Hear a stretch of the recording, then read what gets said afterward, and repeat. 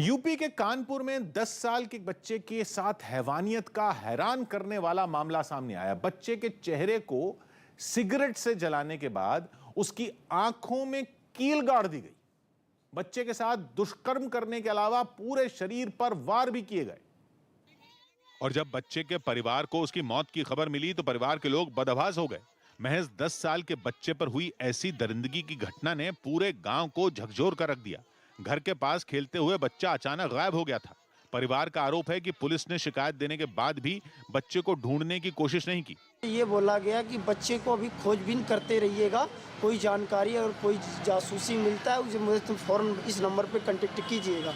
गुमशुदगी के एक दिन बाद बच्चे का शव एक खेत में मिला। सरसों के खेत में एक 10 वर्ष के नाबालिग बच्चे का नग्न अवस्था में शव मिला है। पुलिस ने शव के पोस्टमार्टम की वीडियो रिकॉर्डिंग भी करवाई। डॉक्टरों ने बच्चे के साथ दुष्कर्म की आशंका भी जताई। कोलकाता में मंत्री के घर के बाहर हंगामा हो गया। बवाल करने वाली सरकारी नौकरी की मांग पर शिक्षा मंत्री ब्रात्य बसु के घर के बाहर पहुंचे थे। तभी उनमें 2 लोगों ने जहर खाने की कोशिश की, लेकिन वहां मौजूद पुलिस तुरंत एक्शन में आ गई। उसने उन दोनों को पकड़ लिया। साथ ही वहां हंगामा कर रहे लोगों को खदेड़ने और हिरासत में लेने की कार्रवाई भी शुरू कर दी, जिस पर प्रदर्शनकारी और भड़क गए। उन्होंने पुलिस की सख्ती का विरोध करने की कोशिश की, जिसका कोई असर नहीं हुआ।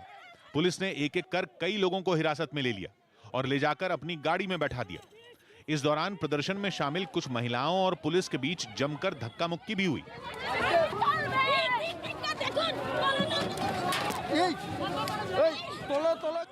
इससे पहले राज्य के शिक्षा मंत्री ब्रात्य बसु के घर के बाहर उन लोगों ने काफी देर तक प्रदर्शन किया। हालांकि पुलिस ने उन्हें बहुत बार समझाया, लेकिन वो मंत्री से मिलने की जिद पर अड़े रहे, जिसकी वजह से हंगामा बढ़ता चला गया। बताया गया कि जिन लोगों ने जहर खाने की कोशिश की थी उन्हें अस्पताल में भर्ती करा दिया गया। और अब बात करते हैं गुरुग्राम में हुई इमारत हादसे की, जहां पर रेस्क्यू ऑपरेशन अभी भी चल रहा है। हादसे में एक व्यक्ति के मारे जाने की खबर है और प्रशासन ने इसकी पुष्टि भी की है। हादसे में एक व्यक्ति अब भी मलबे में फंसा हुआ है, जिसके बाहर निकालने की कोशिशें लगातार जारी हैं। बिल्डिंग की 6ठी मंजिल की छत गिरी और बताया गया कि इस इमारत में 6ठी मंजिल में रेनोवेशन का काम चल रहा था। तभी अचानक से छत का एक हिस्सा गिरता है और उसके बाद वो नीचे के मकानों तक गिर जाता है, जिसमें एक शख्स की मौत हो गई है। तो दिल्ली के पास हरियाणा के गुरुग्राम में एक इमारत की छत का एक हिस्सा गिर गया। एक हाउसिंग सोसाइटी में हुए इस हादसे में एक महिला की मौत हो गई, जबकि 3 लोग छत से गिरे मलबे में दबकर घायल हो गए, जिन्हें एम्बुलेंस की मदद से अस्पताल पहुंचाया गया। हादसे की जानकारी मिलते ही पुलिस और एनडीआरएफ की टीम भी घटना वाली जगह पर पहुंच गई। इसके बाद उसने वहां राहत और बचाव का काम शुरू किया। सबसे पहले उस इमारत को पूरी तरह खाली करवा दिया गया और फिर सीढ़ियों की मदद से टीम के कुछ मेंबर इमारत के अंदर दाखिल हो गए। 6वां फ्लोर है, वहाँ पर जो ड्राइंग रूम है वो निर्माण कार्य वहाँ पर हो रहा था और वहाँ पर छत जो गिरी है और उसके बाद तमाम ड्राइंग रूम जो नीचे के फ्लोर हैं वो उसमें ढह गए हैं। हादसे के बाद की कुछ तस्वीरें भी सामने आई, जिनमें एक फ्लैट की छत का एक हिस्सा टूटा हुआ दिखाई दिया, जबकि एक दूसरी तस्वीर में एक महिला मलबे में दबी नजर आई। इस पूरे ऑपरेशन के दौरान उस हाउसिंग सोसाइटी के बाहर काफी भीड़ जमा हो गई। बताया गया कि हादसे के दौरान उस इमारत की 6ठी मंजिल पर मरम्मत का काम चल रहा था। 3 लोग उसमें फंसे थे ओरिजिनली। उसमें से एक की जो डेथ है वो कंफर्म्ड है, डेड बॉडी बाहर निकाली जा चुकी है। घटना के बाद इमारत में रहने वाले लोगों ने आरोप लगाया कि बिल्डर की लापरवाही इस हादसे की बड़ी वजह है। यूपी में समाजवादी पार्टी के नेता के खेत से एक लड़की का शव मिला और उन्नाव के जिस खेत से शव बरामद हुआ वो समाजवादी सरकार में राज्य मंत्री रहे फतेह बहादुर सिंह का है और उनके बेटे रजोल सिंह पर लड़की की हत्या का आरोप है, जो इस वक्त जेल में बंद है। और उसी की निशानदेही पर पुलिस ने 2 महीने से लापता लड़की का शव उसके ही खेत से बरामद कर लिया। खेत से लड़की का शव मिलने से पूरे इलाके में कोहराम मच गया। घर वालों पर तो जैसे पहाड़ ही टूट पड़ा। लड़की की मौत की खबर सुनते ही घर वाले दहाड़े मारकर रोने लगे।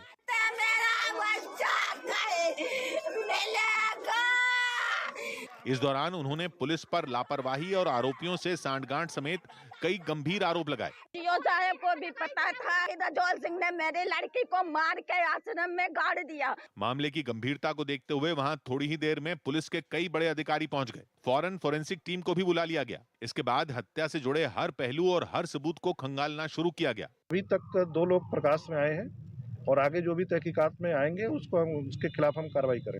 इससे पहले इंसाफ की गुहार लगाते हुए 24 जनवरी को लड़की की मां ने समाजवादी पार्टी के अध्यक्ष अखिलेश यादव की कार के सामने आत्मदाह की कोशिश की थी, लेकिन इसके बाद भी अखिलेश ने उनसे मुलाकात नहीं की थी।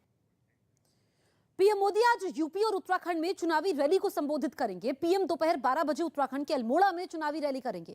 उत्तराखंड में 14 फरवरी को वोट डाले जाएंगे। अल्मोड़ा के बाद पीएम करीब 2:30 बजे यूपी के कासगंज में चुनाव प्रचार करेंगे। कासगंज की पटियाली विधानसभा में पीएम मोदी रैली करेंगे। यूपी के तीसरे चरण में 20 फरवरी को कासगंज में वोट डाले जाएंगे। तो पहले चरण की वोटिंग के दौरान कुछ जगहों से हिंसक झड़प की खबरें भी आईं। इनमें शामली भी शामिल है। शामली में बीजेपी और आरएलडी के कार्यकर्ता एक दूसरे से बुरी तरह उलझ गए और दोनों पक्षों को शांत कराने में पुलिस लगी रही। पुलिस वाले बीच में एक दीवार की तरह खड़े हो गए, लेकिन थोड़ी ही देर में एक पक्ष पुलिस वालों को धकेलकर दूसरी तरफ पहुंच गया। आरएलडी के कार्यकर्ताओं के गुट में खुद प्रसन्न चौधरी भी दिखे, जो आरएलडी से उम्मीदवार हैं। उन्होंने आरोप लगाया कि बीजेपी ने फर्जी वोटिंग कराने की कोशिश की और विरोध करने पर मारपीट की गई। प्रसन्न चौधरी को भी इस झड़प में चोट लगने की बात सामने आई। दूसरा मामला आगरा का सामने आया। आगरा में भी बीजेपी कार्यकर्ताओं पर समाजवादी पार्टी ने फर्जी वोटिंग कराने का आरोप लगाया। हंगामा कर रहे लोगों को काफी कोशिश के बाद समझा बुझाकर अधिकारियों ने मामला शांत कराया। हिंसा के अलावा ईवीएम से जुड़ी शिकायतें भी कई जगहों से आईं। लोगों ने आरोप लगाया कि ईवीएम खराब होने की वजह से उन्हें वोट डालने के लिए घंटों इंतजार करना पड़ा।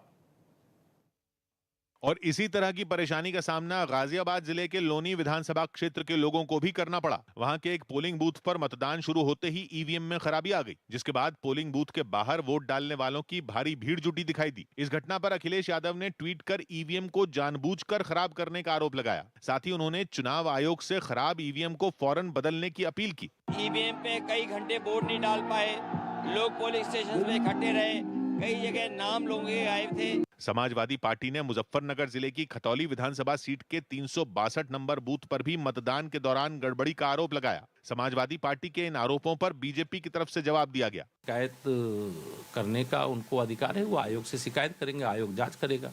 हमें भी कोई शिकायत होगी तो हम भी आयोग को शिकायत करेंगे। सिर्फ गाजियाबाद और मुजफ्फरनगर ही नहीं, बल्कि मेरठ और मथुरा जिले से भी कई जगहों पर ईवीएम खराब होने की शिकायत आई। पीएम मोदी के साथ ही आज यूपी में गृह मंत्री अमित शाह और यूपी के मुख्यमंत्री योगी आदित्यनाथ भी चुनाव प्रचार करेंगे। गृह मंत्री अमित शाह यूपी के बरेली और शाहजहांपुर में जनसभा को संबोधित करेंगे, तो वहीं सीएम योगी आदित्यनाथ शाहजहांपुर, बरेली और बदायूं में रैली करेंगे। साथ ही कासगंज में होने वाली पीएम मोदी की रैली में भी शामिल होंगे। शाहजहांपुर, बरेली और बदायूं में दूसरे चरण में मतदान है, जहां 14 फरवरी को वोट डाले जाएंगे। बाहुबली विधायक मुख्तार अंसारी चुनाव लड़ सकते हैं, जो अभी यूपी की बांदा जेल में बंद है। और खबर है कि समाजवादी पार्टी के साथ गठबंधन वाली ओम प्रकाश राजभर की सुहेलदेव भारतीय समाज पार्टी उन्हें मऊ सदर सीट से उम्मीदवार बना सकती है, जिसके लिए मऊ में उनके वकील नामांकन का पर्चा खरीदने कलेक्टरेट पहुंचे और उन्होंने मुख्तार अंसारी को सुहेलदेव भारतीय समाज पार्टी की ओर से टिकट मिलने का दावा भी कर दिया। सिंबल मिल चुका है, पर्चा खरीद। वहीं सुहेलदेव भारतीय समाज पार्टी के अध्यक्ष ओम प्रकाश राजभर ने भी मुख्तार अंसारी को अपनी पार्टी का उम्मीदवार बनाए जाने से इनकार नहीं किया। देश के कोनों कोने में हम चले जाते हैं, मिल के आते हैं, मिलते रहते हैं। वो दोस्त क्या, वो मित्र क्या, जो मुसीबत में काम न आवे। पिछले चुनाव में भी मुख्तार अंसारी ने जेल में रहते हुए मऊ सदर सीट पर बीएसपी की टिकट पर चुनाव लड़ा था और उस वक्त बीजेपी की सहयोगी रही सुहेलदेव भारतीय समाज पार्टी के उम्मीदवार को हराया था। एक लड़के ने अस्पताल में घुसकर एक नर्स की गोली मारकर हत्या कर दी। मध्य प्रदेश के भिंड के जिला अस्पताल में एक तरफा प्यार में पागल एक सिरफिरे लड़के ने आईसीयू वार्ड में घुसकर एक नर्स की गोली मारकर उसकी हत्या कर दी और बाद में खुद ही थाने में पहुंचकर सरेंडर कर दिया। केरल की कोची में नेवी ने समुद्र में डूब रहे एक आदमी को सही सलामत बचा लिया। कोलकाता में नगर निकाय चुनाव के समय हिंसा के विरोध में भारतीय जनता युवा मोर्चा के कार्यकर्ताओं ने राज्य चुनाव आयोग के दफ्तर के सामने विरोध प्रदर्शन किया। हरियाणा की टीचर भर्ती घोटाले में 10 साल की सजा काटने वाले पूर्व सांसद अजय सिंह चौटाला दिल्ली की तिहाड़ जेल से रिहा हो गए। कुछ दिन पहले दिल की सर्जरी करवाने वाले कॉमेडियन सुनील ग्रोवर ने ट्वीट करके बताया कि अब वो पहले से ठीक हो चुके हैं। साथ ही उन्होंने दुआओं के लिए अपने फैंस का भी आभार जताया। 10 फरवरी के दिन यूपी के पहले चरण में 11 जिलों की 58 सीटों पर 60.17% वोट डाले गए। राजस्थान में घूंघट पर सियासी घमासान छिड़ गया। यह विवाद तब शुरू हुआ जब कांग्रेस नेता दिग्विजय सिंह ने हिजाब पर मचे हंगामे पर पूछे गए एक सवाल के जवाब में उसकी तुलना घूंघट से कर दी, जिसके बाद राजस्थान में कई विधायक घूंघट के समर्थन में उतर आए। राष्ट्रीय लोकतांत्रिक पार्टी की विधायक इंदिरा बावरी हमेशा की तरह पूरी पारंपरिक वेशभूषा में राजस्थान विधानसभा पहुंची। वहां उन्होंने हिजाब को धर्म से जोड़ते हुए उसकी घूंघट से तुलना को गलत बताया। घूंघट पे कोई दबाव नहीं है और कोई जोर जबरी नहीं है। जो इनकी इच्छा है वो घूंघट निकाल सकते हैं, नहीं इच्छा है तो नहीं निकाल सकते। लेकिन राजस्थान के मुख्यमंत्री अशोक गहलोत के सलाहकार संयम लोढ़ा ने अलग मत रखा।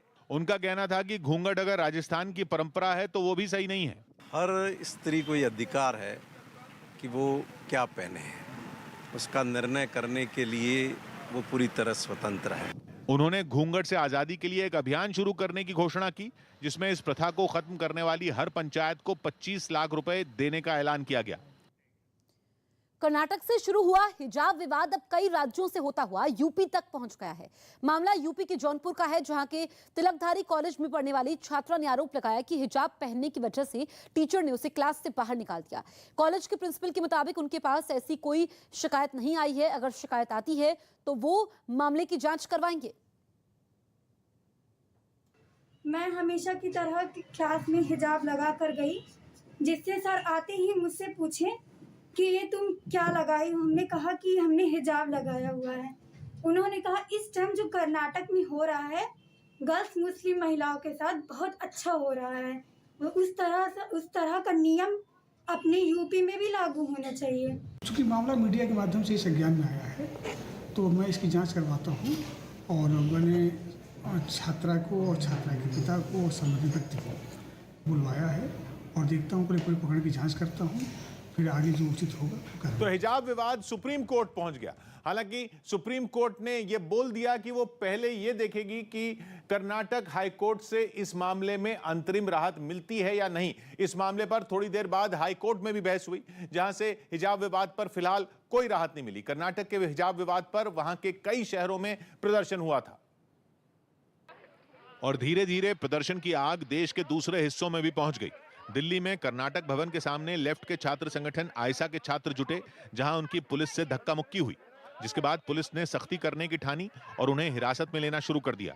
आयसा के तमाम छात्र प्रदर्शन कर रहे थे हिजाब पूरी कंट्रोवर्सी को लेकर। जो तमाम छात्र हैं उन्हें पकड़ के बसों के अंदर ढकेल रही है।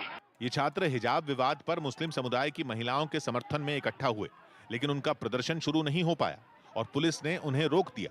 हालांकि उन्होंने कोशिश की कि प्रदर्शन शुरू हो जाए, लेकिन उससे पहले ही पुलिस वालों ने सख्ती का डंडा चलाया और प्रदर्शनकारियों को डीटीसी की बसों में ठूंसना शुरू कर दिया। खींचतान के बीच एक लड़की ने पुलिस पर बदसलूकी का आरोप लगा दिया। मेरे कपड़े उतारने की कोशिश कर रही है दिल्ली पुलिस। कर्नाटक के हिजाब विवाद पर एक दिन पहले भी देश के कई हिस्सों में प्रदर्शन हुआ था, जिनमें महाराष्ट्र के कुछ जिले भी शामिल हैं। वहां के बीड में तो हिजाब के समर्थन में पहले हिजाब फिर किताब नाम की मुहिम तक शुरू हो गई और जगह जगह इस मुहिम के समर्थन में पोस्टर लगा दिए गए, जिन पर बड़े बड़े अक्षरों में स्लोगन लिखा दिखा, पहले हिजाब फिर किताब। हम कोई बात करना नहीं चाहते, हम सिर्फ हमारा राइट मोहब्बत से कायदे के चौकट में डॉक्टर बाबा साहेब अम्बेडकर के संविधान से माध्यम से हम मांगना चाहते हैं। कर्नाटक का हिजाब विवाद अदालत में है और राज्य सरकार को फैसले का इंतजार है। इस बीच हिजाब विवाद पर सियासी पार्टियों के बयान भी लगातार आते रहे। यूपी के सहारनपुर में चुनावी सभा के दौरान प्रधानमंत्री ने भी मुस्लिम समुदाय की महिलाओं के अधिकारों की बात की और आरोप लगाया कि विरोधी उन्हें भड़का रहे हैं। सहारनपुर की रैली में पीएम ने हिजाब विवाद के बारे में तो कुछ नहीं बोला, लेकिन इशारों इशारों में यह जरूर कह दिया कि विपक्ष मुस्लिम समुदाय की महिलाओं को बीजेपी के खिलाफ करने की कोशिश कर रहा है। वो लोग मुस्लिम बहनों को बरगला रहे हैं ताकि मुस्लिम बेटियों का जीवन हमेशा पीछे ही रहे। यही नहीं, पीएम ने विरोधियों पर तंज कसा कि जब मुस्लिम समुदाय की महिलाएं उनकी तारीफ करती हैं तो वो परेशान हो जाते हैं। उनके पेट में दर्द होने लगा। मोदी की तारीफ में मुस्लिम बहनों के बयान, उनके वीडियो देखकर इन ठेकेदारों को लगा कि इन बेटियों को रोकना होगा। हिजाब विवाद पर कांग्रेस लगातार बीजेपी पर हमले कर रही है। इन हमलों के बीच प्रधानमंत्री ने पहली बार मुस्लिम समुदाय की महिलाओं पर बात की। उन्होंने भरोसा दिया कि उनकी सरकार उनके हितों का ख्याल रखेगी। इस बीच कर्नाटक हाईकोर्ट में लगातार तीसरे दिन हिजाब विवाद पर बहस हुई, जिसके बाद सुनवाई सोमवार तक टल गई, लेकिन तब तक अदालत ने याचिकाकर्ता को कोई अंतरिम राहत नहीं दी। मतलब यह कि हिजाब विवाद के बाद जो छात्राएं अदालत गई थीं, उन्हें फिलहाल कोई राहत नहीं मिली। कर्नाटक हाईकोर्ट ने निर्देश दिया कि राज्य में स्कूल और कॉलेज खोल दिए जाएं, लेकिन सुनवाई पूरी होने तक कोई छात्र धार्मिक कपड़े पहनकर स्कूल नहीं आएगा। मतलब यह कि फिलहाल मुस्लिम समुदाय की छात्राएं स्कूल कैंपस में हिजाब नहीं पहन पाएंगी। जज ने यह भी साफ कर दिया कि वो जल्द से जल्द ये विवाद सुलझाने की कोशिश करेंगे। इस मामले में अगली सुनवाई सोमवार यानी कि 14 फरवरी को होगी। हाईकोर्ट में तीसरे दिन की सुनवाई से पहले हिजाब विवाद पर सुप्रीम कोर्ट में भी जनहित याचिका दाखिल कर दी गई और मांग की गई कि छात्राओं को हिजाब पहनकर स्कूल में दाखिल होने दिया जाए।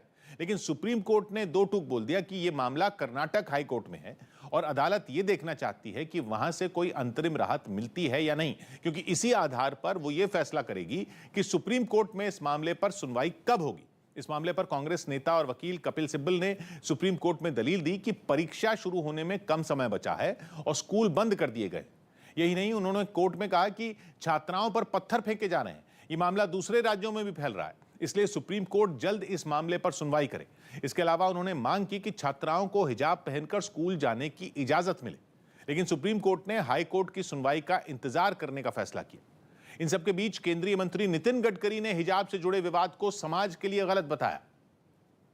The small incidents are not good for the society. We have to think in a wider interest.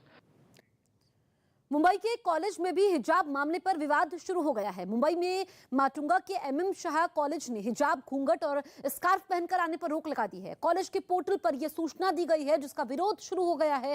हालांकि कॉलेज की प्रिंसिपल ने साफ कर दिया कि यह नियम छात्राओं की सुरक्षा के लिए बनाया गया है, ताकि चेहरा ढककर कोई असामाजिक तत्व कॉलेज में प्रवेश न कर पाए।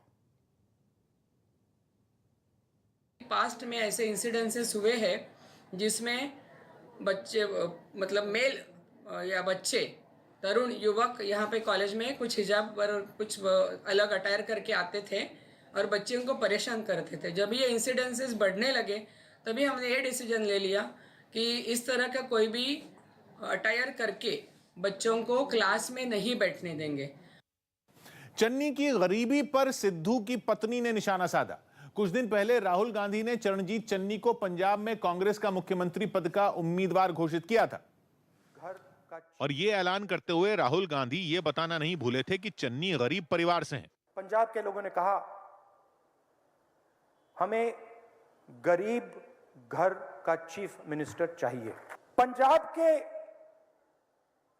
Chief ministerial candidate Charanjit Singh Channi ji. लेकिन राहुल ने जैसे ही चरणजीत चन्नी को गरीब कहा, उन्हीं की पार्टी में सवाल उठने लगे। हैरानी की बात यह रही कि सवाल उठाने वाली कोई और नहीं बल्कि पंजाब कांग्रेस के अध्यक्ष की पत्नी नवजोत कौर सिद्धू थी। गरीब मतलब इतना ऐसा गरीब, राहुल गांधी ने खुद कहा कि वो गरीब हैं। उनका पता है क्या, देखो हम गरीब को गलत लेके जा रहे हैं। मैं भी अगर कहूं कि उनकी रिटर्न्स हमसे ज्यादा हैं, आज की डेट में उनके पास बहुत पैसा है, हमसे भी ज्यादा है। अपनों ने सवाल उठाया तो भला विरोधी कैसे पीछे रहते। उन्होंने भी राहुल के चन्नी को गरीब बताने पर चुटकी ले ली। राहुल गांधी जी, ऐसी गरीबी हर घर में आए कि 10-10 करोड़ कैश मिले, 12 लाख की घड़ी मिले, 100 करोड़ की प्रॉपर्टी मिले। विधानसभा चुनाव के लिए दाखिल हलफनामे में चन्नी ने बताया था कि उनके पास 9 करोड़ रुपए से ज्यादा की संपत्ति है। दिल्ली के सीएम अरविंद केजरीवाल की पत्नी सुनीता केजरीवाल आज पंजाब में भगवंत मान के लिए चुनाव प्रचार करेंगी। सुनीता केजरीवाल आज धुरी में भगवंत मान की जनसभा में शामिल होंगी, जहां आज भगवंत मान का महिलाओं से संवाद कार्यक्रम है। कार्यक्रम में केजरीवाल की बेटी भी शामिल होंगी। भगवंत मान पंजाब में आम आदमी पार्टी के सीएम पद के उम्मीदवार हैं। सिद्धू की बेटी ने भी सीएम चेहरे पर सवाल उठा दिए। नवजोत कौर सिद्धू के बाद राबिया कौर ने भी चरणजीत चन्नी को पंजाब कांग्रेस का सीएम चेहरा बनाने पर ऐतराज जताया और सिद्धू की बेटी राबिया कौर ने दावा किया कि राज्य में चन्नी से ज्यादा उनके पिता सिद्धू का प्रभाव है। सीएम का फेस नहीं बन पाए, लेकिन आगे जाके देखना वो क्या क्या कर पाएंगे। इससे पहले सिद्धू की पत्नी ने भी कांग्रेस के सीएम चेहरे के ऐलान पर नाराजगी जताई थी।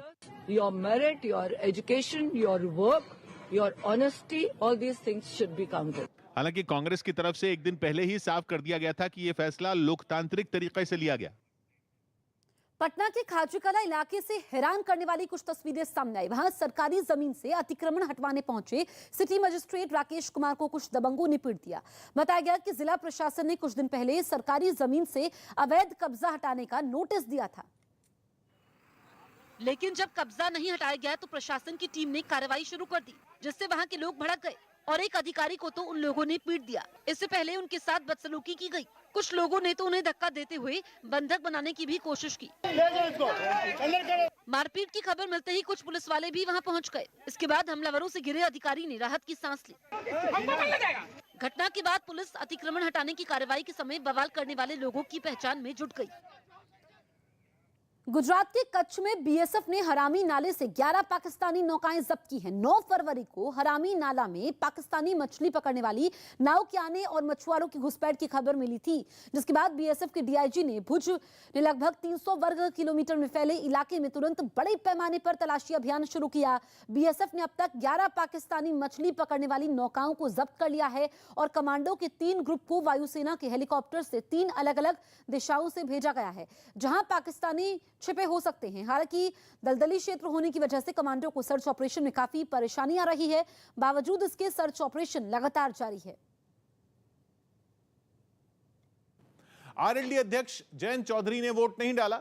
उन्हें यूपी के मथुरा में वोट देना था, लेकिन वो पहले चरण के मतदान के दौरान बिजनौर में रहे, जहां समाजवादी पार्टी के अध्यक्ष अखिलेश यादव भी उनके साथ थे और दोनों ने बिजनौर में दूसरे चरण के चुनाव के लिए प्रचार किया। मतलब वोटिंग के दिन ही जयंत चौधरी अपने मतदान क्षेत्र से गैर हाजिर रहे, जिसे बीजेपी ने मुद्दा बना लिया और इसे उनका अहंकार बता दिया। उसने अपने मतदान का प्रयोग ही नहीं किया। ये परिवारवाद की ठसक है, ठसक, घमंड। हालांकि मामले के तूल पकड़ने के बाद जयंत चौधरी ने न्यूज 18 पर सफाई दी। मेरी वोट मथुरा शहर में है। यहाँ से वो बहुत दूर है। आप जानते हैं कि मैं बिजनौर में हूँ और हमारी जिम्मेदारी है कि गठबंधन के लिए लगातार हम प्रचार कर रहे हैं। जयंत चौधरी ने बताया कि मथुरा में उनकी पत्नी ने वोट डाला, लेकिन प्रचार में जुटे रहने की वजह से वो ऐसा नहीं कर सके। यूपी के मुरादाबाद में कांग्रेस उम्मीदवार के लिए प्रियंका का रोड शो करना महंगा पड़ गया। पुलिस ने कांग्रेस उम्मीदवार रिजवान कुरैशी के खिलाफ केस दर्ज कर लिया है। आरोप है कि रिजवान ने रोड शो के लिए पुलिस से कोई इजाजत नहीं ली थी, जबकि कांग्रेस प्रत्याशी का कार्यक्रम घर घर जाकर प्रचार करने का था। लेकिन कांग्रेस उम्मीदवार ने प्रियंका के पहुंचने के बाद रोड शो निकाल दिया। इस बीच रोड शो में काफी भीड़ उमड़ पड़ी।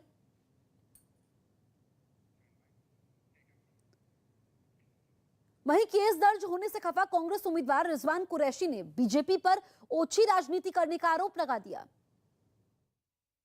10 मार्च को सारे प्रदेश की तकदीर और तस्वीर बदलने जा रही है, इसलिए उस पुरानी मानसिकता को बदलने तो ज़्यादा अच्छा रहेगा।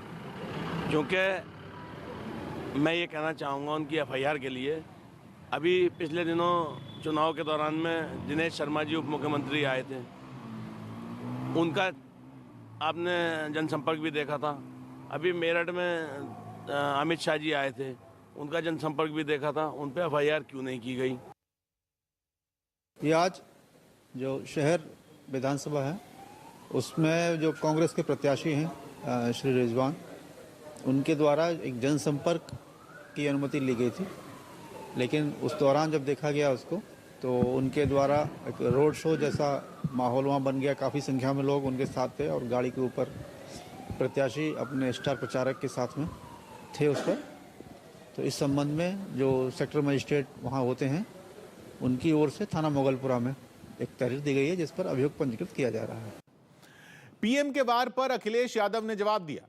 इन्होंने एक इंटरव्यू में अखिलेश यादव और जयंत चौधरी की जोड़ी पर निशाना साधते हुए एक पुराने बयान का जिक्र किया था और इसी बयान पर बिजनौर में चुनाव प्रचार कर रहे अखिलेश यादव से सवाल पूछा गया, जिसके जवाब में उन्होंने पुरानी बातें भूलने की बात कही। पुरानी बातें नहीं उखाड़नी चाहिए। पुरानी बात इतनी पुरानी है, उसके बाद 2-3 चुनाव हो चुके हैं, इसलिए पुरानी बात भूलनी चाहिए। एक दिन पहले प्रधानमंत्री ने एक इंटरव्यू के दौरान एक पुराने बयान को याद करते हुए यूपी के 2 लड़के कहते हुए वार किया था। इतना अहंकार था कि उन्होंने गुजरात के 2 गधे ये शब्द प्रयोग किया था और उत्तर प्रदेश की जनता ने उनको हिसाब दिखा दिया। इसी इंटरव्यू में पीएम ने यह बात भी कही कि इस बार भी यूपी में 2 लड़कों यानी अखिलेश जयंत की जोड़ी कामयाब नहीं होगी। राजस्थान में नाबालिग के गैंगरेप का एक और मामला सामने आया है।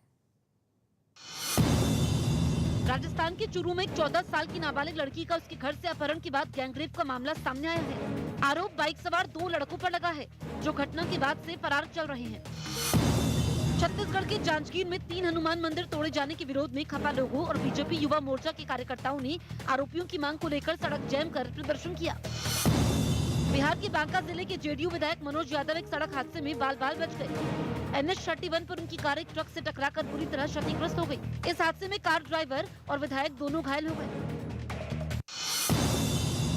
यूपी के उन्नाव में 2 महीने से लापता एक लड़की का शव एक गड्ढे में दबा मिलने के बाद सनसनी फैल गई।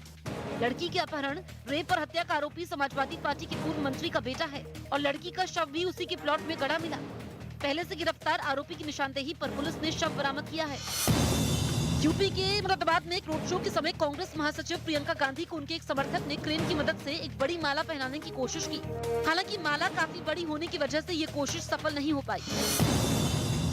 यूपी के बरेली में AIMIM चीफ असदुद्दीन ओवैसी एक रैली करने पहुंचे। हालांकि उनकी रैली में गिने चुने लोग ही नजर आए।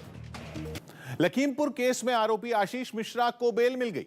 केंद्रीय गृह राज्य मंत्री अजय मिश्रा टेनी के बेटे आशीष मिश्रा को पिछले साल 9 अक्टूबर को गिरफ्तार किया गया था और 124 दिन बाद उन्हें बेल मिल गई। कागजी कार्रवाई पूरी होने के बाद वो जेल से बाहर आ सकते हैं। कागजी कार्रवाई होने के बाद कल आशीष मिश्रा को जेल से बाहर आने की संभावना जताई जा रही है। आशीष मिश्रा के वकील ने इस बारे में मीडिया से बात की और बताया कि उनकी किन दलीलों की वजह से आशीष मिश्रा को जमानत मिली। जिस समय ये घटना हुई उस समय आशीष मिश्रा वहाँ पे मौजूद नहीं थे, क्योंकि 192 लोगों ने इस आशय का एफिडेविट फाइल किया।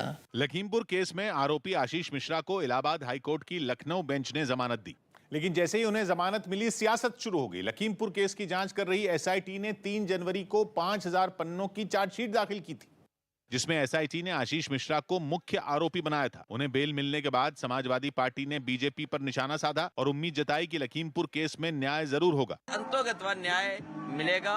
सुप्रीम कोर्ट, हाई कोर्ट में जब दोबारा बात रखी जाएगी तो दोषियों के खिलाफ कार्रवाई भी होगी और सजा भी मिलेगी। लेकिन बीजेपी नेताओं ने 2 टूक कह दिया कि अदालत के मामलों में बोलना ठीक नहीं। अदालत के निर्णय पर कोई टिप्पणी नहीं करनी चाहिए। केंद्रीय गृह राज्य मंत्री अजय मिश्रा टेनी के बेटे आशीष मिश्रा पर अपनी गाड़ी से किसानों को कुचलने का आरोप है।